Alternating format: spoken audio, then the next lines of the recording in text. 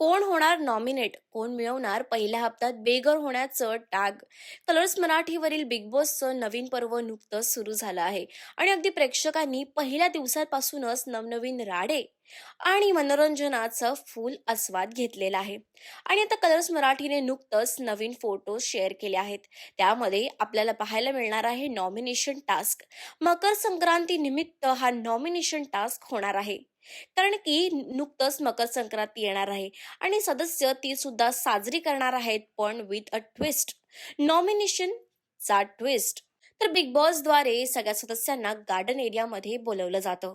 तुम्ही बघू शकता गार्डन एरियामध्ये पूर्ण पतंगाचा म्हणजे मकर संक्रांतीचा असा थीमवाला सेटअप उभा केला आहे. आणि ह्यामध्ये प्रत्येक सदस्याला एका सदस्याची पतंगाची डोर कापायची आहे. ज्याची कापली जाईल तो होईल नॉमिनेट. आता बघायला खूपच इंटरेस्ट येणार आहे की कोणी कोणाचा पतंग कापला आणि कोण झाला पहिल्या आठवड्यातच नॉमिनेट. आणि त्याचबरोबर आपल्याला पाहायला मिळणार आहे तन्वी आणि विशालचं भांडण, हे म्हणजे किचन एरियामध्ये. नॉमिनेशन टास्क नंतर दोघांमध्ये थोडीशी वाचावाची सुद्धा झालेली आपल्याला पाहायला मिळणार आहे. तर तुम्हाला कोण वाटतं, बिग बॉस मराठीच्या पहिल्या हफ्त्यातच कोण होईल बेघर? आम्हाला कमेंट्स करून नक्की सांगा.